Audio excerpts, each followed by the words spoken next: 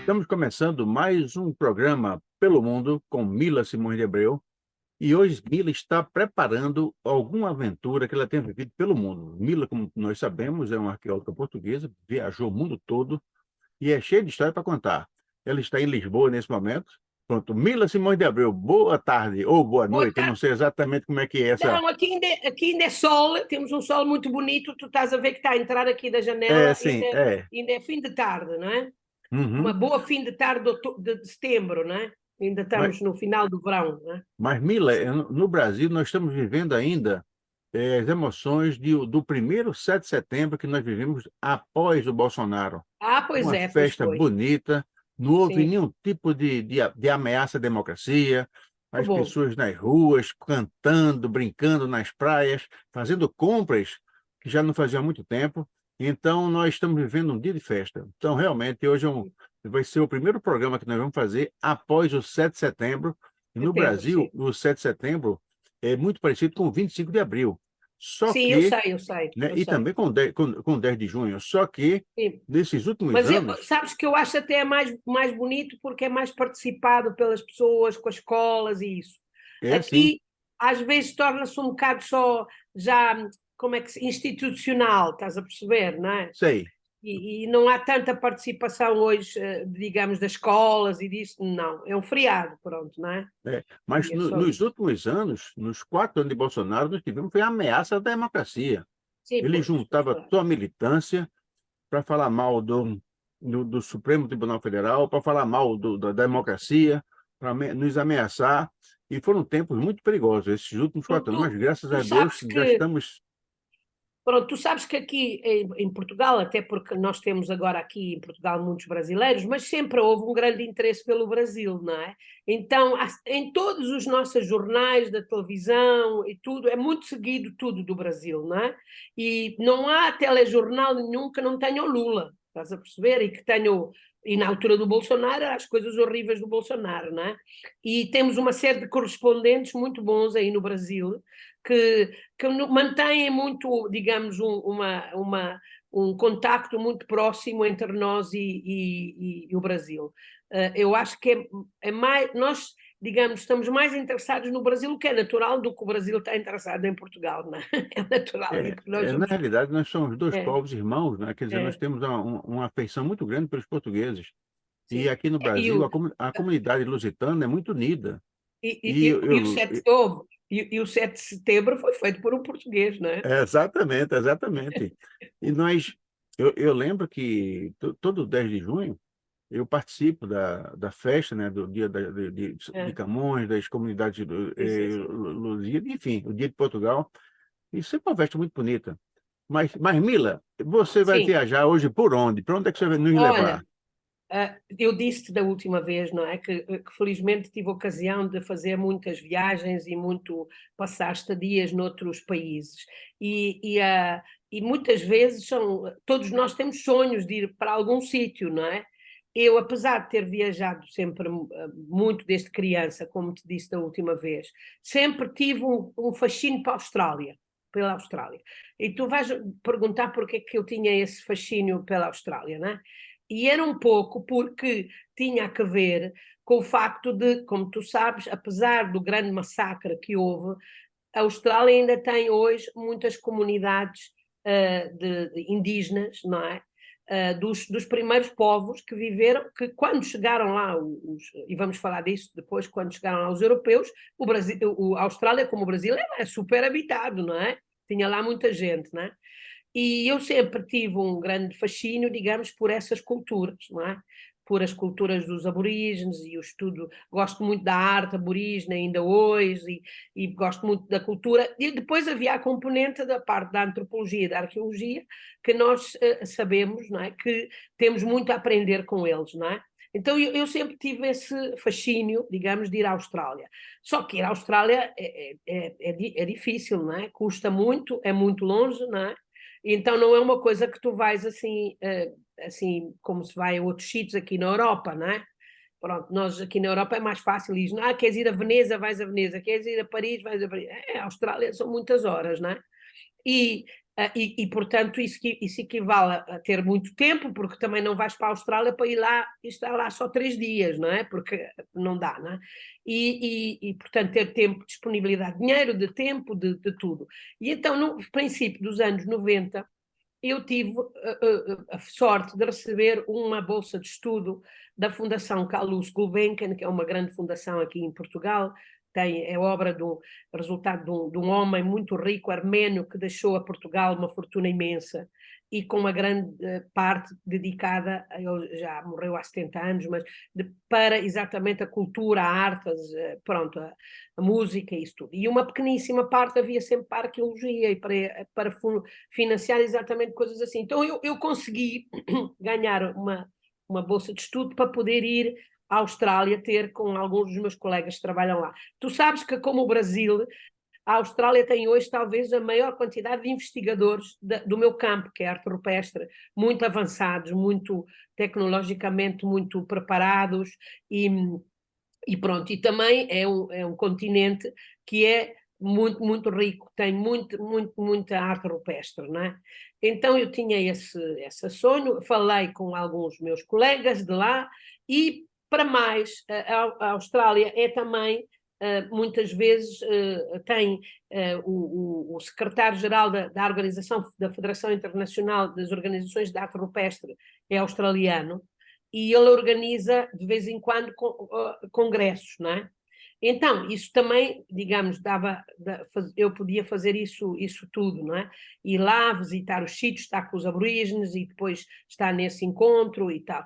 Então, a primeira coisa, digamos, o início da história, para começar logo, é exatamente como é que a pessoa vai para a Austrália, quando está na Europa, não é?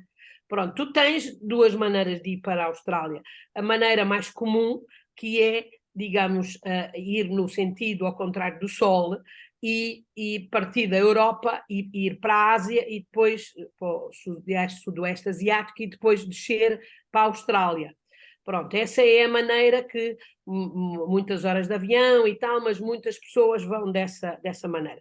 Qual é o problema desse trajeto, dessa maneira de chegar lá? É que corresponde também ao trajeto em que muitas pessoas são ricos e que vão para aqueles paraísos que nós ouvimos falar, as Maldivas, o Bali, não é?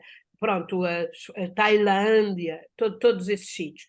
E isso faz com que os voos sejam bastante caros, os voos de avião, não é? Que é um sítio, digamos, não é tanto a Austrália que é o ponto turístico, mas é muito mais a questão da Tailândia e pronto, Singapura, toda aquela zona. Então os voos são muito caros. Então nós começámos à procura tínhamos pouco dinheiro, não é? De um voo para ir para a Austrália que não custasse o mínimo possível, não é?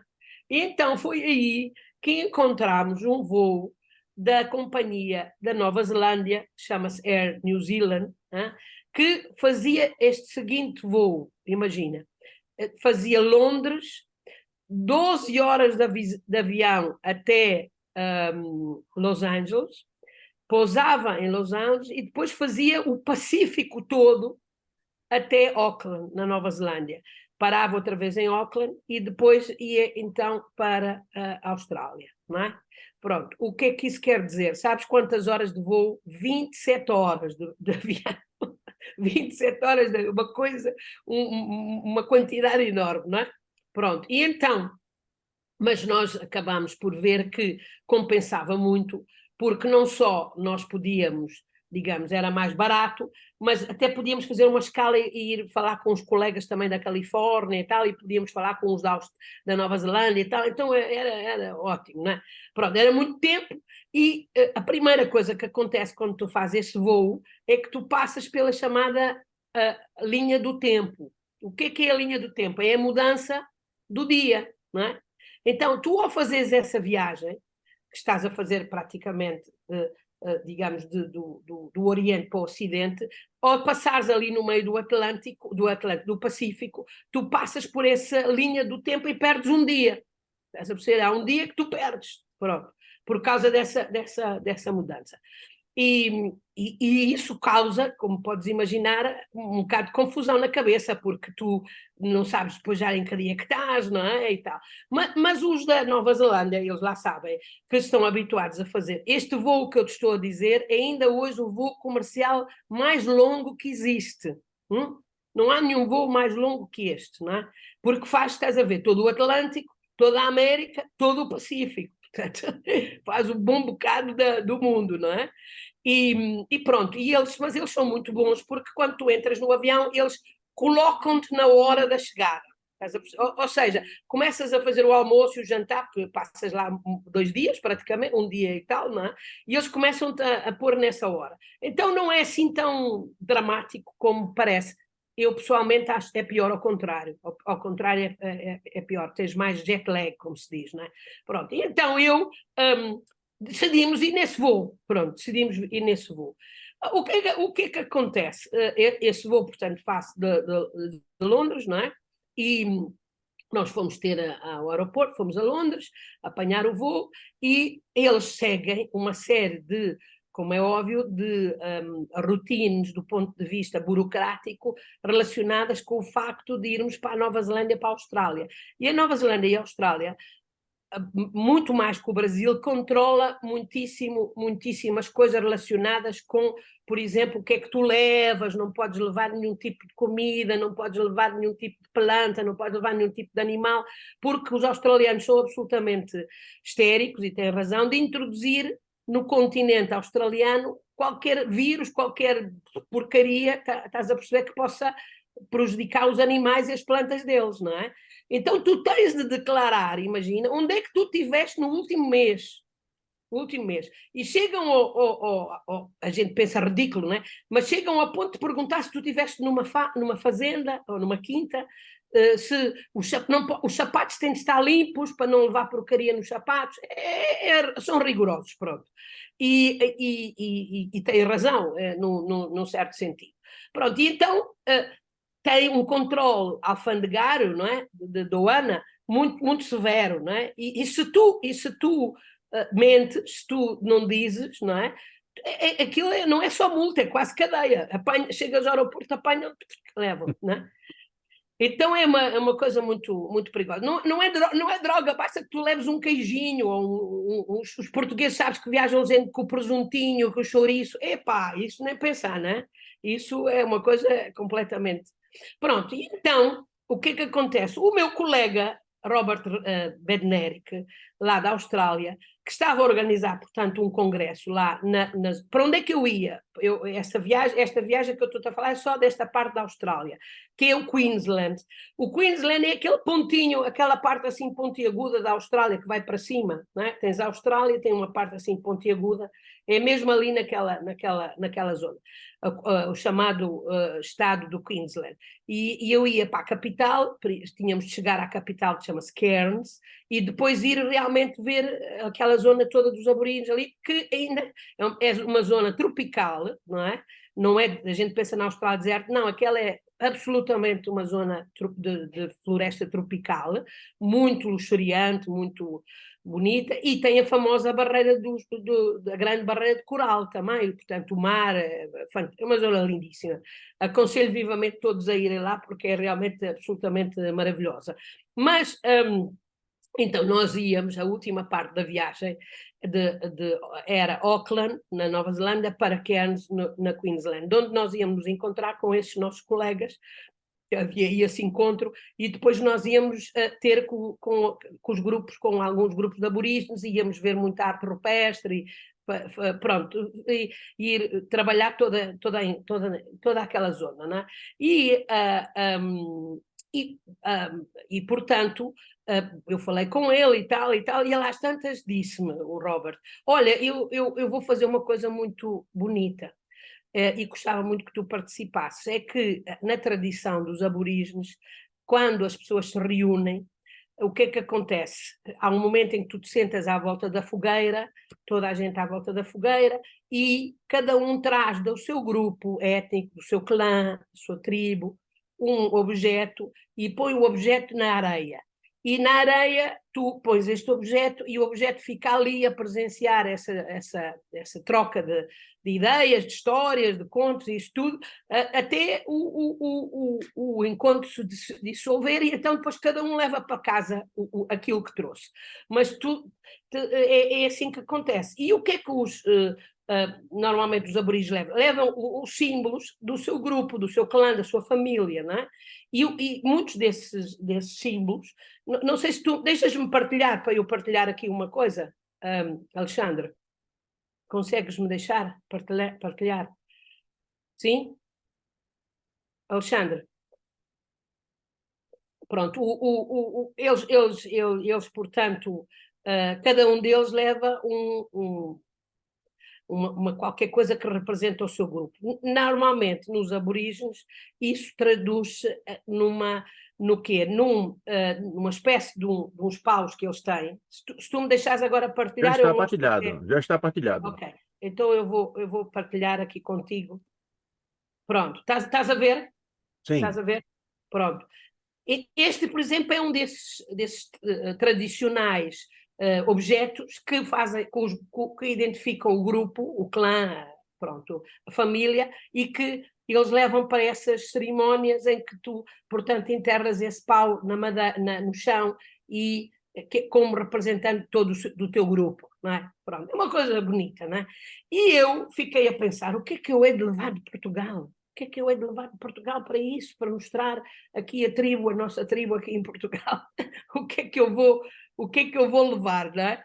E sabes que o símbolo assim tradicional que nós usamos em Portugal é o galo de Barcelos, não é? Mas levar um galo de Barcelos pareceu-me assim uma coisa muito, enfim. Na altura, eu estava a trabalhar num sítio aqui no norte de Portugal, num parque chamado Parque de Montezinho, e não sei se tu sabes, mas é muito pouco conhecido, não? É uma coisa que poucas pessoas conhecem. Em Portugal quase também ninguém conhece, não é?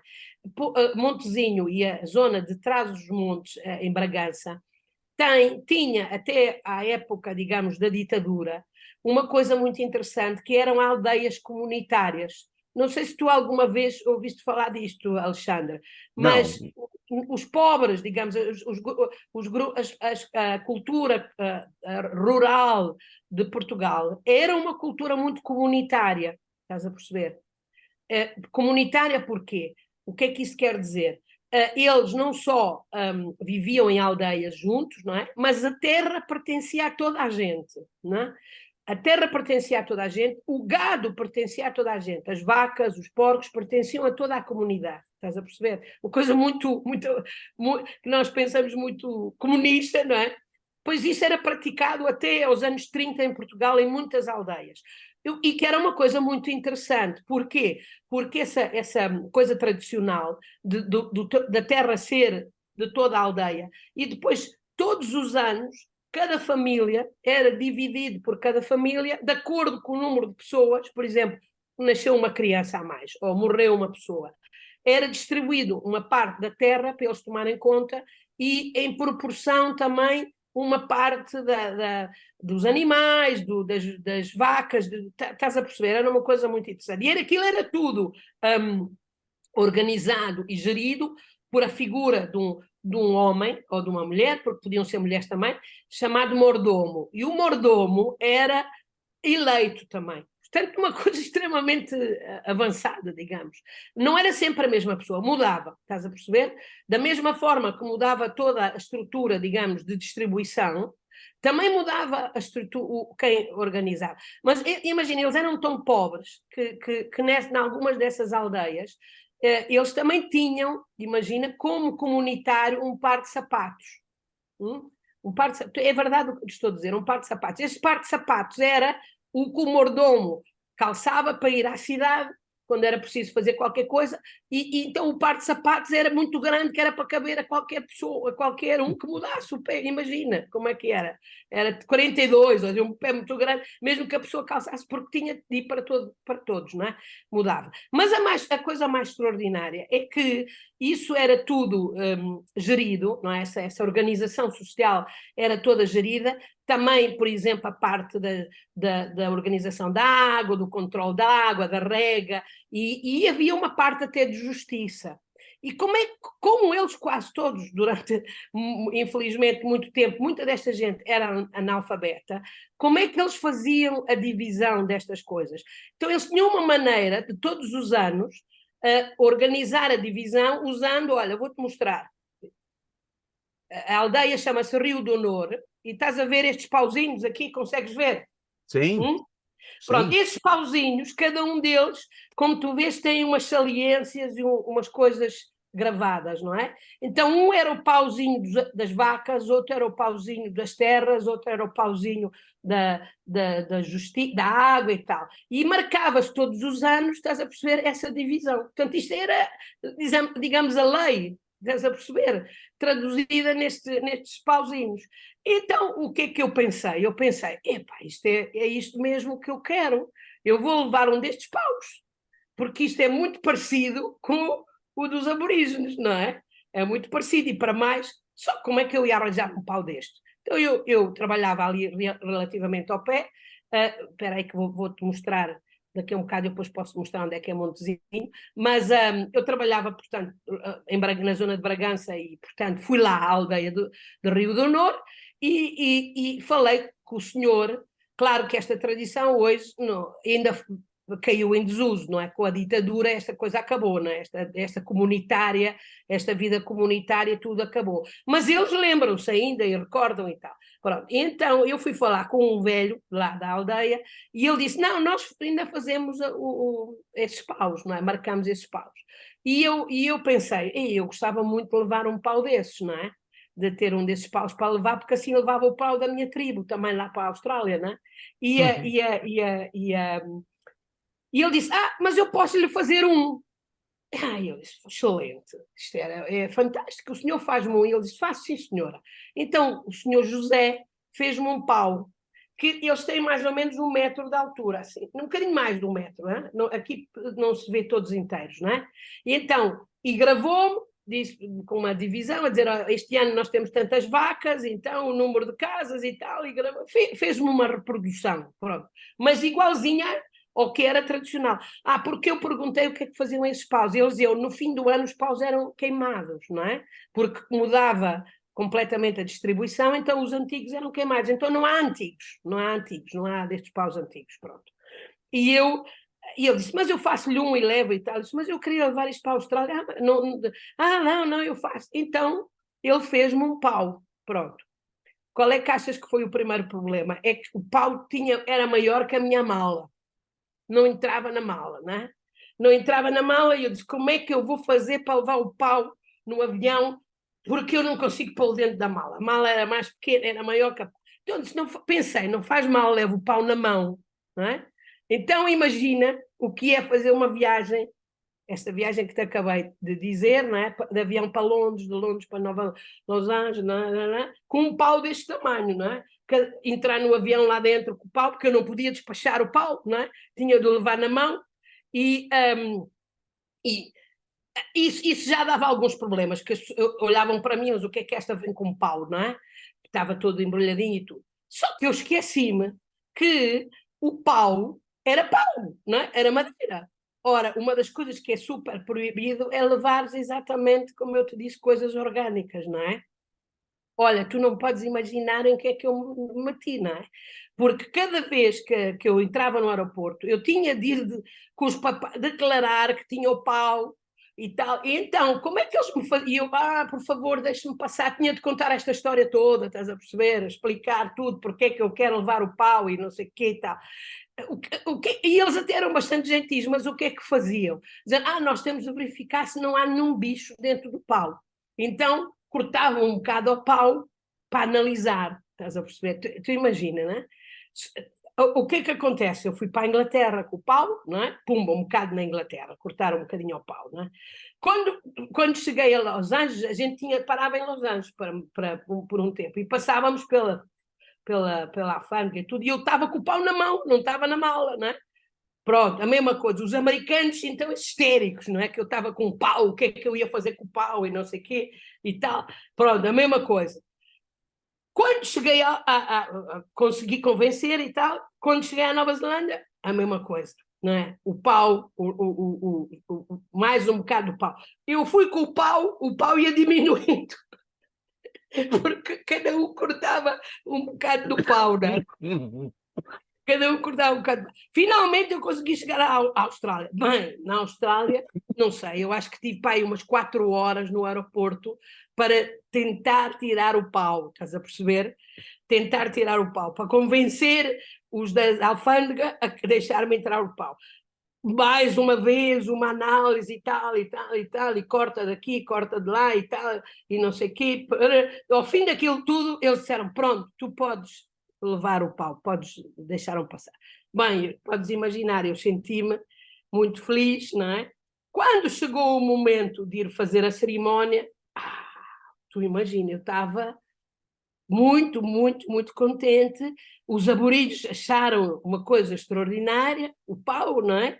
Aquela coisa de eu expliquei tudo, e eles falaram, mas vocês na Europa também têm essas coisas. Eu disse, sim, porque é uma tradição pré-histórica, milenar, e nós também tínhamos a propriedade, não havia propriedade privada, também era tudo em comum, e tal, e tal. Enfim, aquilo foi uma história absolutamente extraordinária, toda a gente muito encantada, não é? E eu muito feliz também, porque estás a perceber, estava a fazer uma coisa, pronto, honrar a lusitaniedade, não é? Mas também, pronto, a participar nesse Ô, ritual. Mila, depois Diz-me. dessa aventura toda, de toda a alfândega cortar um pedacinho do pau, ele não, Sim. ele acho que chegou lá já cabendo na mala, não? A última vez ele já estava mais pequenino, ele já estava É, mais pequenino, né? E então, eu fiz a cerimónia de pôr aquilo andei à procura se tinha fotografias, mas era slides, ainda não consegui encontrar. Pus o pau na madeira, sentámos todos a conversar e tal, uma coisa lindíssima, maravilhosa, um encontro de culturas. Claro que muitos deles falam inglês, não é? Nós comunicamos com eles, com os aborígenes, em inglês, não é? Pronto, e então aquilo correu tudo muito bem. E eu fiz, portanto, aí uma certa, digamos, amizade, não é? Eles sentiram qualquer coisa em comum comigo, não é? E isso foi uma coisa muito interessante, porque depois eu viajei com diversos aborígenes por toda essa Queensland, por toda essa zona, a ver muita arte rupestre, e eles verdadeiramente me acolheram, digamos, como outro clã, estás a perceber? De uma maneira muito, digamos, muito amigável, não é? Muito de irmão e tal. E durante essa viagem, estás a perceber, eu passei as coisas absolutamente mais extraordinárias para mim, não só como investigadora, mas até como pessoa, porque eu compreendi, sabes, que realmente nós temos não só muito a aprender com esses povos, não é? Esses grupos, mas eles têm não só conhecimentos e qualidades e tudo, que são absolutamente excepcionais e que são muitas vezes, nós nem sabemos, nem temos conhecimento. Deixa-me dar-te um exemplo para tu entenderes o que eu te estou a dizer. Um dia nós estávamos lá no mato, não é? A dormir, com o saco de cama e tal, a dormir, e o céu lindo. O céu aí, como vocês têm no Brasil, quando estão no campo, não é?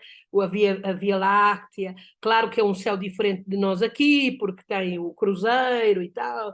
Uma autêntica maravilha. E algumas das constelações, digamos, são constelações que nós na Europa, no hemisfério norte, nós não vemos, não é? Eu conheço algumas, não é? Acabei de dizer, o Cruzeiro, não é? Pronto, essas coisas, não é? E então eu perguntei a alguns destes meus amigos, não é? Como é que tentei perceber como era o nome das constelações para eles, estás a perceber? Porquê? Porque os aborígenes têm nome para tudo, todo o rio tem nome, toda a pedra tem nome, toda a árvore tem nome, tudo tem nome. É tudo muito personificado, digamos, não é? Então, toda a natureza tem uma parte que é, digamos, que é reconhecível pelo seu específico nome, não diz árvore, não, é aquela árvore. O próprio canguru que vão comer, que vão caçar, eles têm um nome para o canguru que vão caçar, não é? E não caçam qualquer canguru que te passa à frente, porque se passar o John, e eles acham que o John ainda não está na altura de ser morto, eles não matam, estás a perceber? Portanto, é tudo uma filosofia de vida muito diferente do que nós temos. Então, eles vão tentar caçar o animal que já é mais velho, não vão caçar uma fêmea, etc, etc, pronto. E isto é para todos os animais, não é? Então, e tem tudo nome, como eu disse. Então eu pensei, deixa-me mostrar, quero aprender o nome das constelações. Você E chegou a, perguntei-lhes a com... eles, então como é que Você vocês chegou a chamam isto? comer Diz-me. canguru? Hã? Você chegou a comer canguru? Comi tudo, isso, tudo e mais alguma coisa que tu possas imaginar. É, né? Canguru, cobra, formiga. Sim, Formiga é fonte de vitamina C, é por isso que eles não têm escorbuto, sabes? É por é, isso que eles nunca é, tiveram. Hã? aqui no Brasil, existe Sim. uma formiga chamada tanajura, Hum. que nós comemos. Quer dizer, nós não. Existe uma tradição, especialmente no interior do Brasil, de se comer a tanajura. Tanajura é uma formiga que Não, tem... não, mas eles, olha, eles lá comem todas, assim, umas pequenininhas, porque têm uma quantidade altíssima de vitamina C, estás a perceber? E esse é um dos motivos porque eles não têm as doenças que tu encontras de escorbuto e essas coisas de falta de vitaminas, estás a perceber? Agora, Uhum. os aborígenes comem realmente absolutamente tudo, lagarto, canguru, crocodilo, tubarão, cobras, tudo o que tu possas imaginar, eles comem. Pronto. Mas nesta ótica que eu te disse, estás a perceber?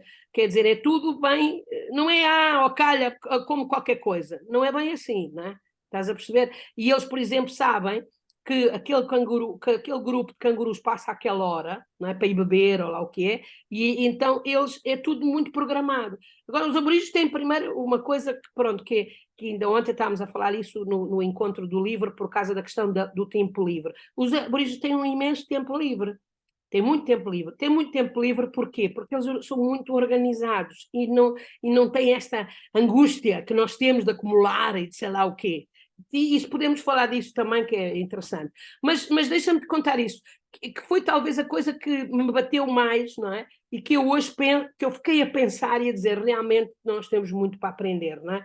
Porque eu comecei-lhe a perguntar qual era o nome das constelações e ele dizia-me, o nome das constelações? Eu dizia, as estrelas e tal, em inglês, não é?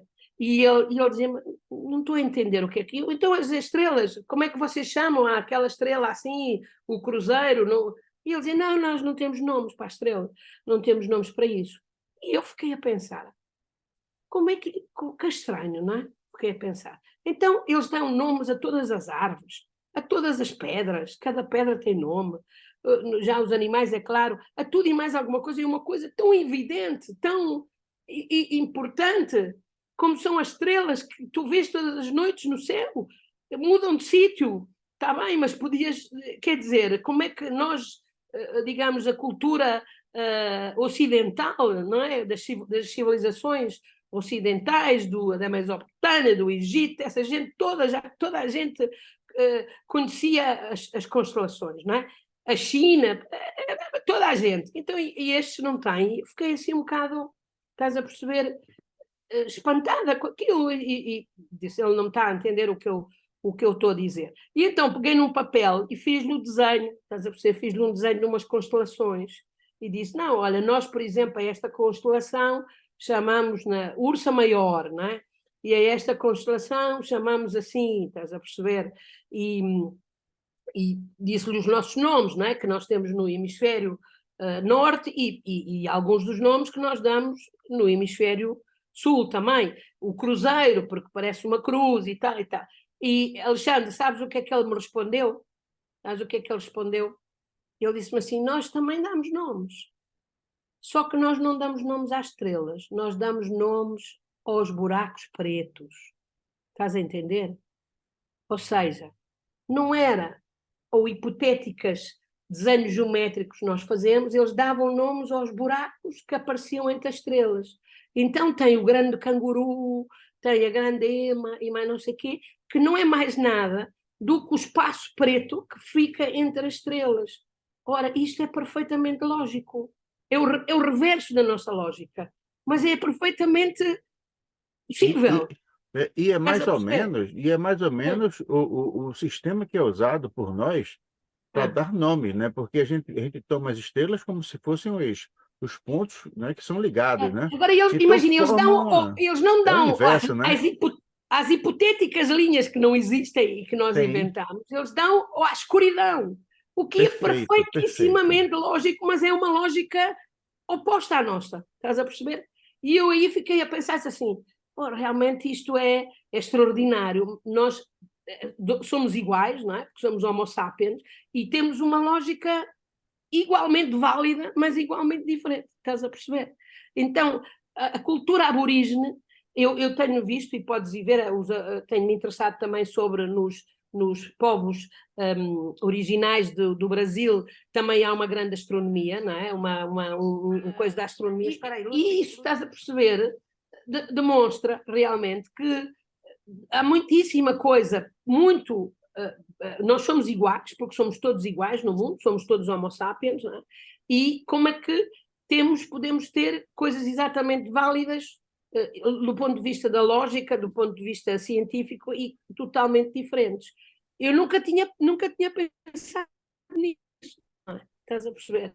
Então eu fiquei muito, foi uma experiência muito boa estar com eles, com os aborígenes, não é? Mas a história que eu te queria depois contar é que nestas viagens, pronto, nesse percurso que nós tivemos diversas semanas com eles, às tantas eu chego a um grupo, não é? A um grupo de aborígenes, não é? E nesse grupo de aborígenes, quem coordenava o clã, não é? Quem era o chefe do clã era uma mulher, E a mulher chega ao pé de mim e eu, pronto, como eu te disse, a gente fala inglês com eles sabem inglês, mas têm as línguas deles, não é?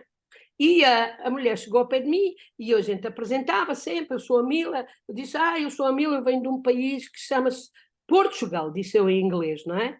Portugal. E ela parou, ficou a olhar para mim uns segundos, estás a perceber? Olhou olha que eu ainda hoje, quando conto esta história, fico um bocado arrepiada, não é? Ficou a olhar para mim e disse-me em inglês, My people is friend of your people. O nosso grupo humano é amigo do teu grupo. E eu fiquei assim extraordinária a olhar para ela. E ela disse, sim, sim, sim, nós, os Aranta, não sei o quê, lá disse o grupo deles, não é? Nós somos amigos do Portugal. E eu fiquei a olhar, sabes, para ela, espantada, estás a perceber? Eu disse, como? Amigos dos Portugal? E ela disse, sim, porque há muitas, muitas, muitas gerações, uns do vosso grupo vieram ter connosco, estiveram aqui connosco, viveram aqui connosco. E eu fiquei, estás a perceber, assim um bocado a olhar para ela e disse, mas quando é que foi isso? Disse eu, pensando que ela estava-me a dizer que foi há 20 anos. Ela disse, foi há 500 anos. 500 anos? Disse, não, eu até pensei, não estou a entender bem, não é? Não estou a entender bem o que é que ela está-me a dizer. E ela disse, não, nós sabemos, foi há 5 séculos que eles estiveram aqui connosco. Quase 5 séculos. Disse, mas e o que é que aconteceu? Como é que eles eram? E e ela começou-me a explicar. E eu digo-te, ainda hoje fico um bocado arrepiada. Ela disse, não, eles eram os navegadores, não é? Eram os que vieram num barco e chegaram aqui, o barco teve uma tempestade, desapareceu na barreira de coral e eles vieram ter connosco e viveram aqui connosco com muita felicidade. Éramos muito amigos. E eu fiquei, estás a perceber, completamente a dizer, não é possível isto. Pá. Então a Austrália oficialmente é descoberta pelo James Cook no século XVIII, não é há Uhum. 500 anos pelos portugueses, não é? Os portugueses não chegam lá. Não é? E eu fiquei assim, não é possível. Mas quando continuei a falar com ela dizia, havia uma coisa que me deixava muito intrigada. Ela nunca usou a palavra inglesa, português. Ela usou a palavra portuguesa sempre Portugal. Agora tu pensa, tu és um navegante português, quando chegas a um sítio, o que é que tu dizes? Eu, Portugal, não é? Uhum. Não dizes português, porque não sabes inglês, não é? Então eu fiquei absolutamente, estás a perceber, espantada com aquilo, disse assim, não, isso não é possível. Estavam esses meus amigos arqueólogos todos ali, e eu comecei a dizer, mas vocês ouviram falar alguma vez? E eles, não, eles contam todos essa história. Olha que isso é uma história real, é verdadeira, aconteceu. Houve provavelmente uma nau, nós até pensamos que é 1530, mais ou menos, uma nau do Afonso de Albuquerque, que foi mandada para as Molucas e lá para as Filipinas e não sei o quê, 5 naus desapareceram. Então, eles devem ter chegado cá. Agora, o que é que aconteceu? O barco estourou, estás a perceber? Afundou, não tem maneira de voltar para trás, não é? Não tem maneira de voltar para trás. É tão simples como isso, não é? E eu disse, e eu da arqueóloga disse logo, mas há vestígios? Ele disse, não há nenhum vestígio, mas mesmo que houvesse, com o coral, o barco já estava cheio de coral, já tinha desaparecido, não é? Desapareceu nós. Agora, é verdade que eles todos dizem isso, estás a perceber? E eu fiquei, como eu te disse, emocionada, não é? Porque fiquei a pensar de um Portuga, que é mesmo assim, que imagina que chegou há 500 anos e teve um contacto com aquelas pessoas, não é? E isso deixou-me verdadeiramente a pensar em muitas coisas, não é? E a pensar primeiro que muitos destes contactos eram contactos que não eram sempre violentos, não é? Que muitos contactos eram contactos que eram, digamos, casuais, não eram programados, não é? E que aconteceu. E como, por exemplo, esta gente foi acolhida, digamos, por esse grupo e que deixou esse sentimento de friendship, não é? De amizade, que ela dizia, my people is friend of your people. Não é? O meu grupo nós somos amigos de vocês, do teu grupo também, não é? Eu fiquei, olha, vou-te dizer, foi das coisas mais extraordinárias que eu ouvi na minha vida, porque E além a disso, gente... Mila, né? E além disso, esse relato coloca uma grande interrogação sobre o processo eu não sei se a palavra certa é de descobrimento, ou de aproximação, ou de chegada, ou de conquista dos povos em relação aos outros, né? Mas também deixa uma coisa muito interessante. Eu vou pedir aqui, Ludwig, abre-me aí a luz, porque senão estou a ficar muito escuro. A memória, como é que esta gente guardou oralmente? Eles não têm documentos, não têm a carta do Pedro Vaz de Caminha, estás a Uhum, perceber? Mas perfeito. eles têm oralmente, como é que eu hei de dizer? Eles repetiram essa história gerações e gerações e gerações, o que para mim é uma coisa absolutamente extraordinária, estás a perceber? Repetindo a palavra Portugal, porque o Portugal é que me deixou completamente, estás a perceber? Eu a dizer, É, como é que estes dizem Portugal em português, não é? Como é que eles dizem Portugal? Não é? E então, isso sabes, é uma coisa muito bonita, acho eu, porque, por um lado, a gente vê, é verdade, estes contactos com coisas horríveis que aconteceram, muitas mortes, muita violência, muito tudo, não é? E os aborígenes, é preciso dizer que eram 5 milhões e só são 1,5 milhão. Foram absolutamente massacrados, muitos deles morreram por doença, muitos deles morreram mesmo porque a vida mudou, porque a vida deles mudou, e portanto não conseguiram manter a mesma forma de vida. Depois houve um programa absolutamente horrendo do governo britânico de tirar as crianças das famílias para levá-las para as cidades e serem adotadas por famílias brancas, famílias europeias, para civilizá-los, não é? Civilizá-los, estás a perceber? Pá, é absolutamente... Pronto, então eu acho que essa história é uma história que nos faz meditar, sabes? Faz-nos meditar sobre muitas coisas, faz-nos meditar do que é a tradição, não é? Eu levei o pau, como eu te disse no princípio, e para que sim, estamos quase a uma acabar. coisa. Estamos é, quase a acabar, deixa-me Não, concluir. você contou que o pau, quer dizer, o artigo, né, o representativo, ele era enterrado, colocado Sim, na terra, pois. e depois a pessoa recobrava aquele Pois, artigo. essa é a parte que eu queria acabar a história de hoje, exatamente com isso. E o que é que eu fiz ao Paulo? Estás a perceber? Eu tinha de voltá-lo para trás. Olha, comecei a pensar, não, como é que eu vou fazer isso? Eu não vou passar por isto tudo, horas e horas nos aeroportos por causa de trazer para trás o pau, não é? Não quero. E o meu colega Paul Tasson, que era um australiano, que é diretor, na altura era diretor do museu de Sydney, disse-me assim, podes doá-lo ao museu. E eu disse, grande ideia, vou doar ao museu.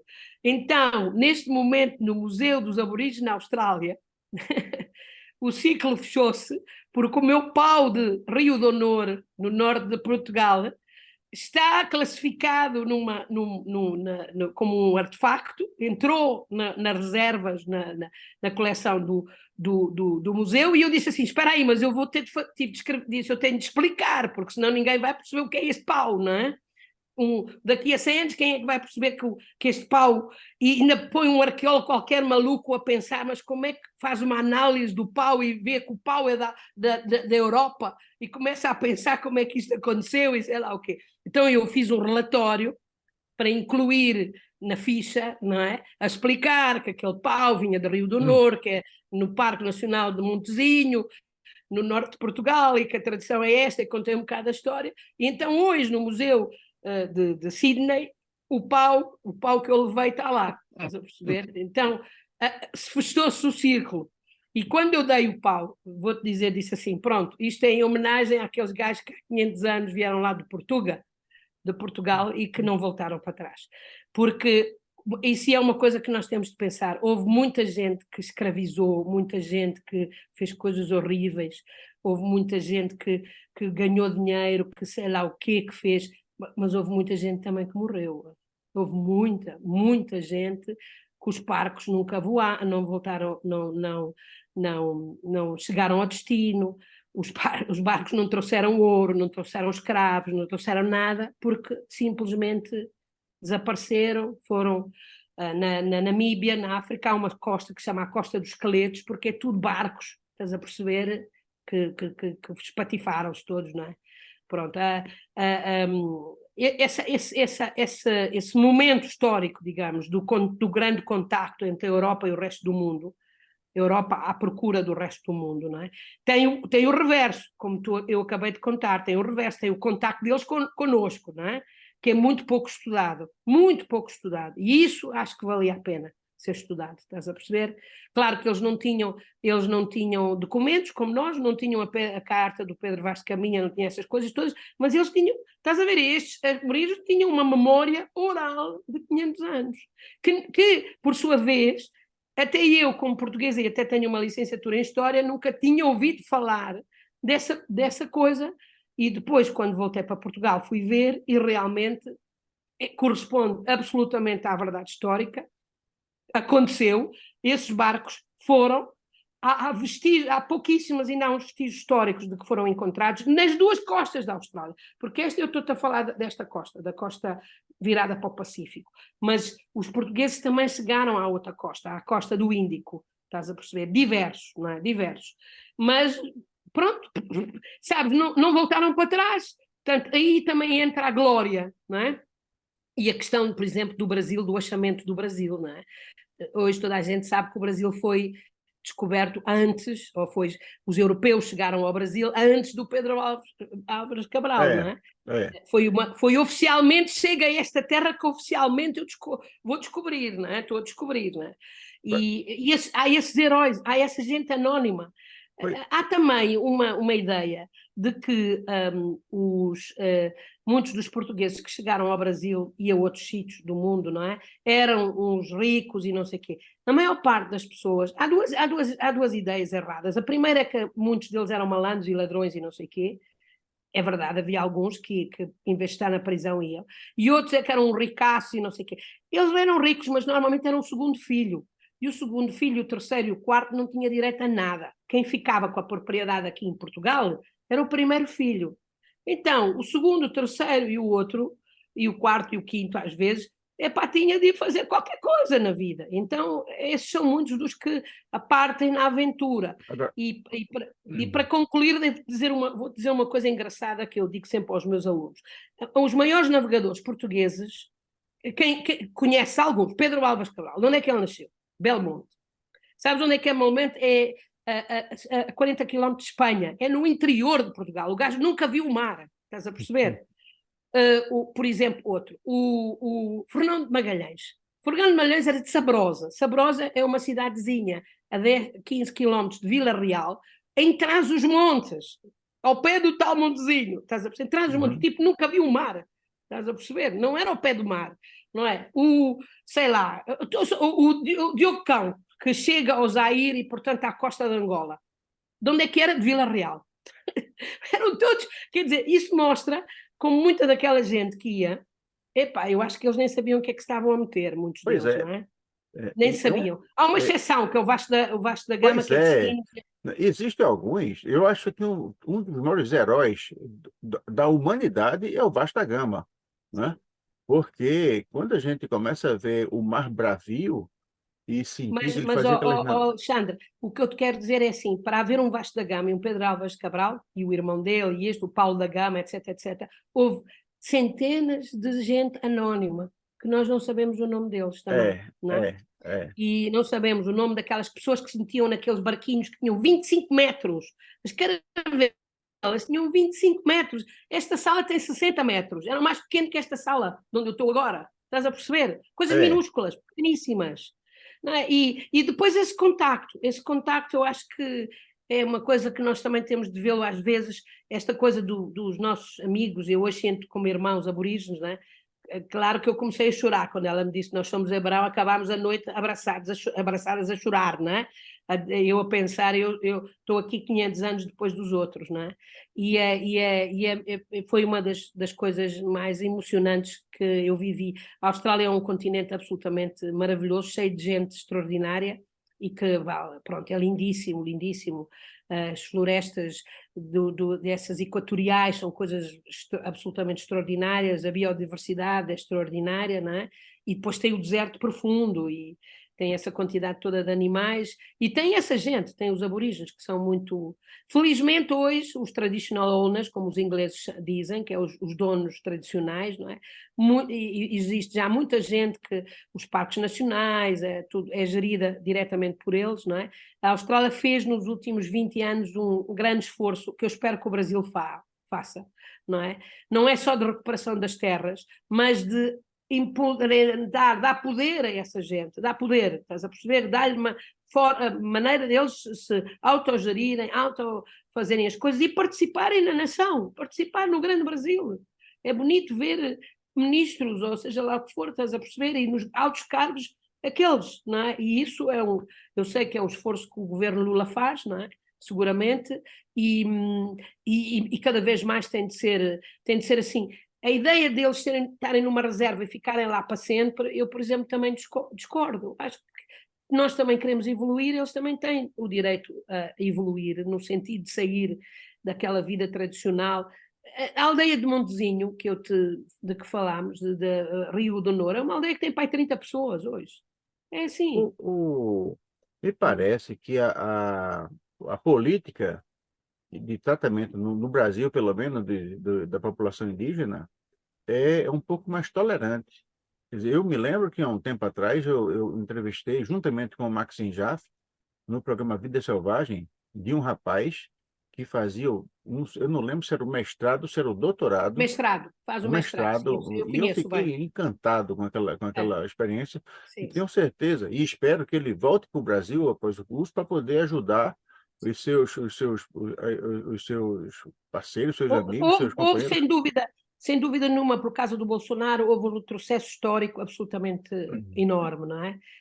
Tu sabes, não é só com o índice de genocídio mesmo, não é? Com um verdadeiro holocausto, em alguns É, casos, não é? é, De gente que realmente morreu à fome, coisas inadmissíveis, é. impossíveis de se Um, compreender, não é? E neste, espero, como tu sabes, eu acabo sempre, cada vez que falo do Bolsonaro, a mim não me interessa que ele seja preso no Brasil, eu quero vê-lo preso na Haia, quero vê-lo preso no Tribunal dos Direitos Internacionais do Homem como genocida. É isso que eu gostava, estás a viu, perceber? Milão, uma das coisas mais emocionantes que nós vimos agora nas comemorações do 7 de setembro, foi uma coisa muito simples, mas foi, primeiro, a exposição que foi dada a militares de origem indígena falando falando o idioma nativo, o idioma deles, e não o português. Claro. Eu achei isso uma coisa espetacular. Mas quando o Lula, Demonstra aquela de cerimónia em respeito. que eles vieram pôr a faixa ao Lula, já foi uma cerimónia que eu acho muito significativa, porque é assim, o Brasil é feito, uma das coisas maravilhosas do Brasil, e nisso o Brasil tem de aprender, por exemplo, o que o Mandela nos deixou, e da África do Sul, da Color, a nação arco-íris, é isso, é todas as culturas, toda a gente tem Toda a espaço no gente. Brasil, os libaneses, os italianos, os portugueses, Aqui tem tudo, todos aqui tem fazem tudo. parte se tu tirares uma componente, se tu tirares os japoneses de São Paulo, estás a tirar uma parte da vida da cidade. Exatamente, isso é verdade. Bom, pronto, então, olha, os aborígenes ensinaram-me a saber que as constelações também podem ser os espaços pretos, não é? E pronto, e os objetos que a gente encontra a semana passada falámos da outra vez falámos do Museu de Cambridge. Imagina, eu sou uma doadora de objetos europeus para o Museu de Sydney. É espetacular. Na Austrália. Nós estamos chegando ao final de mais de um encontro maravilhoso com Mila Simões de Abreu, nessa jornada maravilhosa pelo mundo. Semana passada, como ela bem falou, nós fizemos um passeio pelo Museu de Cambridge, e ela contou coisas maravilhosas. Descobrimos que tem um fantasma que reside no museu, né? E hoje nós viajamos para a Austrália e conhecemos um pouco, uma viagem de 500 anos, e vimos a jornada maravilhosa que foi cumprida por um pau lá de Honor, de Rio de Honor, sim. Rio de Honor, e que hoje está... Mais para a frente, hei-te contado outra viagem que fiz à Austrália, mas não fui burra, já não fui pelo Pacífico, fui mesmo... fui como todos os outros, fui através de Singapura e de Bangkok e da Tailândia. Pronto, a pessoa também aprende, não é? Também vai aprender. Maravilha, mas tem muita história por aí. Então, essa viagem pelo mundo mais uma com vez, Mila... Alexandre, por me ouvires e me fazer recordar estes momentos bonitos que eu passei na minha vida. Recordo com grande, realmente, comoção o encontro que eu tive com os aborígenes no Queensland, não é? Bom, então, até a próxima. Esse nosso programa vai ao ar na sexta-feira, às 18 horas, horário do Brasil, e às 22 horas, horário de Portugal. Ok, obrigado. E ninguém perca, porque vale a pena. E toda sexta-feira já posso programar. Mila, tenho muita saudade de Lisboa, muita saudade de você. E até a próxima, né? E tens de vir, eu levo-te a Rio de Honor. Agora que tu conheces a história dos paus de Rio de Honor, eu levo-te a ver as vacas e os porcos de Rio de Honor, e comer um presuntinho que há lá, que é uma maravilha. Oh, meu Deus. E mais uma coisa, né? Essa experiência de Rio de Honor mostra uma coisa que é algo que eu conhecia no Paraguai, né? Que é uma experiência de uma vida comunitária, né? Nós temos um antropólogo aqui, para dar um pouco de background para quem nos está a ouvir. Nós temos talvez o nosso grande antropólogo português, que chama-se Jorge Dias. O Jorge Dias estudou profundamente essas comunidades comunitárias, digamos, do norte de Portugal, que existiam até à ditadura. Elas continuaram até à ditadura, e que era um sistema perfeito do ponto de vista ecológico e social, até dentro de uma pobreza franciscana, como nós dizemos, uma grande pobreza, não é? E com recursos muito escassos e tomando conta do ambiente e tudo. E pronto, isso são coisas que Jorge Dias, vão ver, Rio de Honor, é um livro magnífico, vale a pena. Então, até a próxima. Se você ainda não é inscrito no canal até agora, e eu falo com você que está em casa, se inscreva. Existe uma tecla digital, inscreva-se, você clica na tecla, não vai pagar nada, e a gente manda uma mensagem ao mundo de que nós acreditamos que através da arte, da cultura, da ciência, da tecnologia, do respeito à pessoa humana, do respeito ao meio ambiente, de muita coragem, de boa vontade, a gente pode construir um mundo melhor para todos. Claro, um mundo que não é bom para todos não vale muito a pena. Um beijo para você, Mila. Um beijo a todo mundo. Até a próxima. Tchau, Até tchau. a próxima.